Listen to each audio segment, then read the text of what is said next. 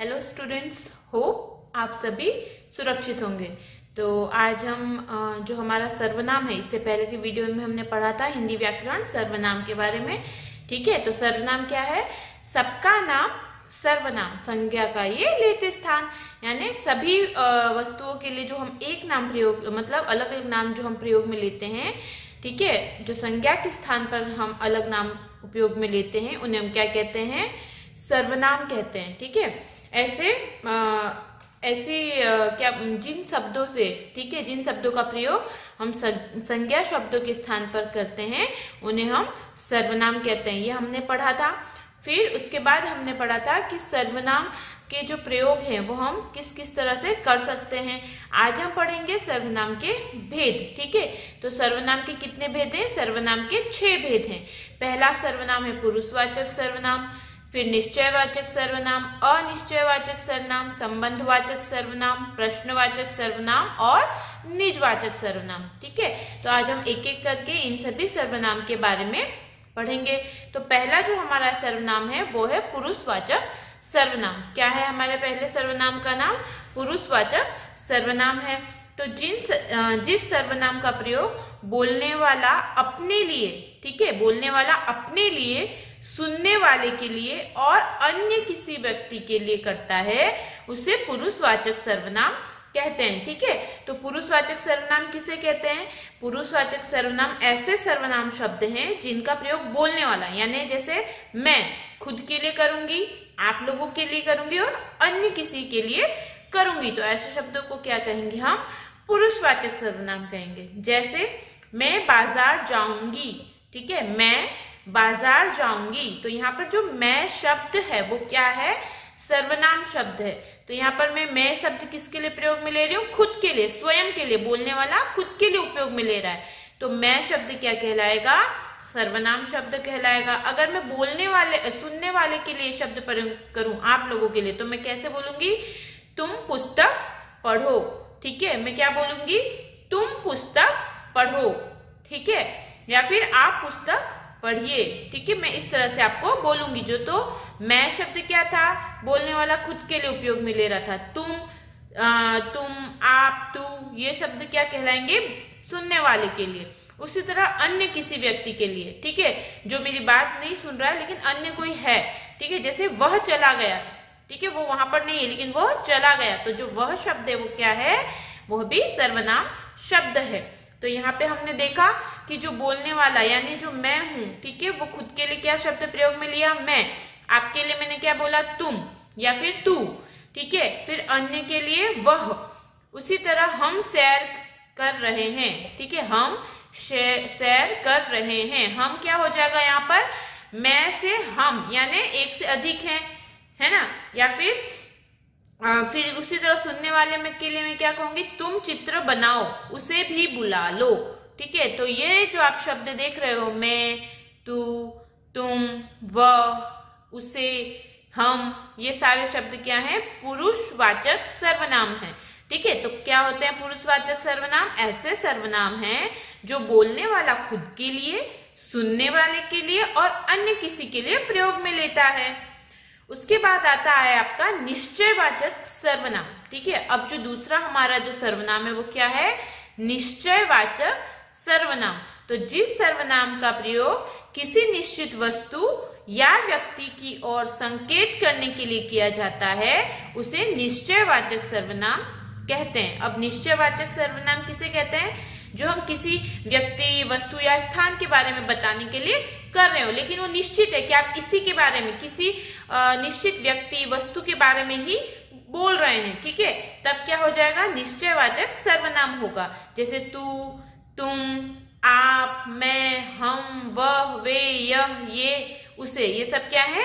निश्चयवाचक सर्वनाम है। जैसे आपको यहाँ उदाहरण दिया है, यह मेरी गेंद है। अब वो किसके, लड़का किसके बारे में बात कर रहा है? यहाँ पे गेंद के बारे में। कौन सी गेंद के बारे में? जो उसके पास है, तो गेंद किसकी है? उसकी है।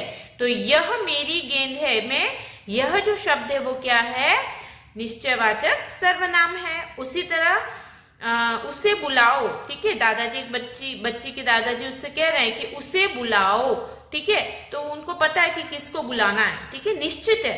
तो ये क्या कहलाएगा, निश्चयवाचक सर्वनाम कहलाएंगे। उसके बाद आता है आपका अनिश्चयवाचक सर्वनाम। कौन सा आता है, अनिश्चयवाचक सर्वनाम।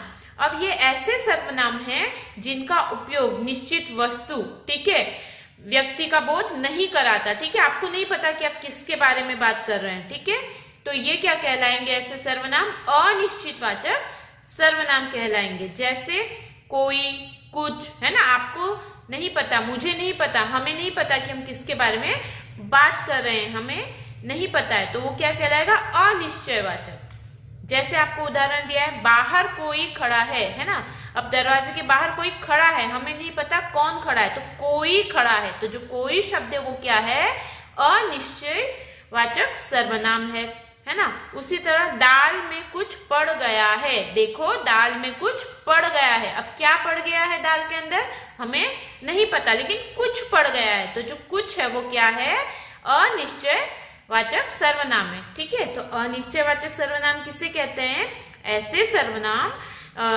ऐसे सर्वनाम शब्द जिनका प्रयोग हम किसी अनिश्चित व्यक्ति, वस्तु के बारे में बताने के लिए करते हैं। उसके बाद आता है आपका प्रश्नवाचक सर्वनाम। कौन सा सर्वनाम आया, अब चौथा सर्वनाम हम पढ़ रहे हैं, प्रश्नवाचक सर्वनाम। तो इसके नाम से ही आपको पता चल रहा है कि कैसा सर्वनाम है, प्रश्नवाचक, जिसके द्वारा आप किसी भी तरह के प्रश्न पूछ सकते हैं। जैसे जिस सर्वनाम का प्रयोग प्रश्न पूछने के लिए किया जाता है उसे प्रश्नवाचक सर्वनाम कहते हैं। ठीक है, पर ध्यान रखिए कि हर प्रश्नवाचक शब्द सर्वनाम नहीं होता, लेकिन हर प्रश्नवाचक शब्द क्या होता है, सर्वनाम नहीं होता। कैसे शब्द प्रश्नवाचक सर्वनाम होते हैं, केवल ऐसे शब्द जिनका उत्तर संज्ञा या सर्वनाम के रूप में मिलता हो।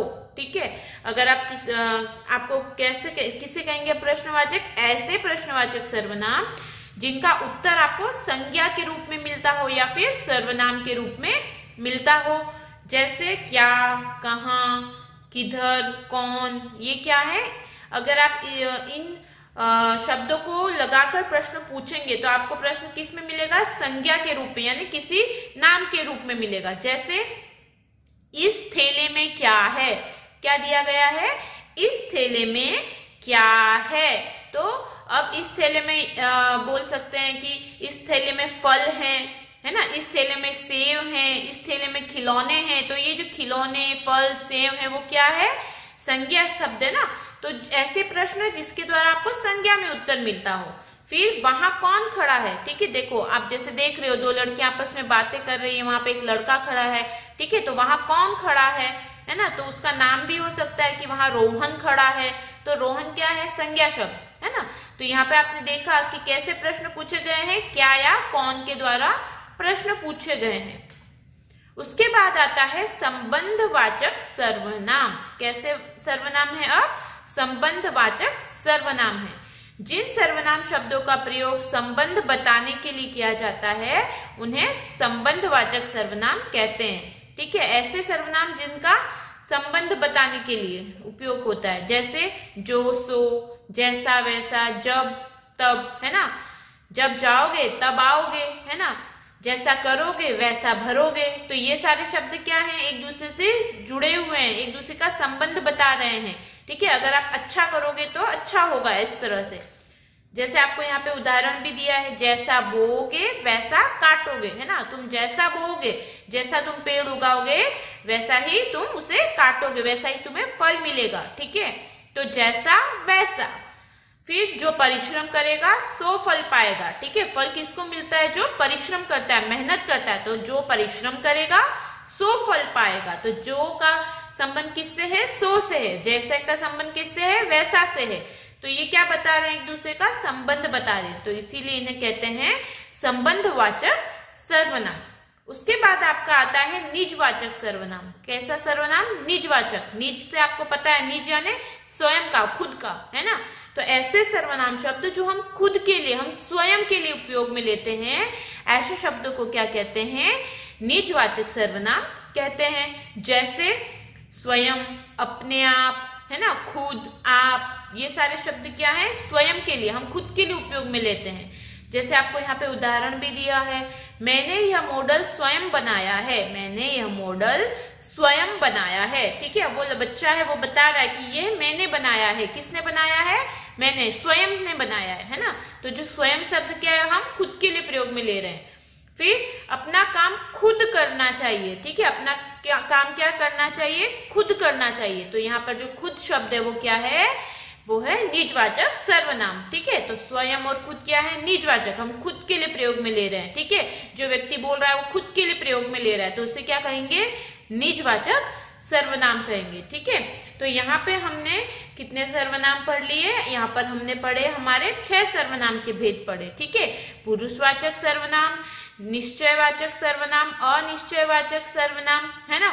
उसके बाद हमने संबंधवाचक सर्वनाम पढ़े, फिर निजवाचक सर्वनाम पढ़े। ठीक है, तो आप सभी ये जो वीडियो है उसको अच्छे से देखो। ठीक है, जो भी आपको समझ में नहीं आता है आप लोग मुझसे पूछ सकते हो। ठीक है, आपकी जो पाठ्य पुस्तक है पंखुड़ियां, उसमें भी आपको इसी तरह का सर्वनाम के भेद के द्वारा प्रश्न पूछे गए हैं। ठीक है, तो आप लोग उसे अपने आप करने का प्रयत्न करिए, घर पर रहिए, एक्सरसाइज कीजिए। ठीक है, और स्वस्थ रहिए। धन्यवाद।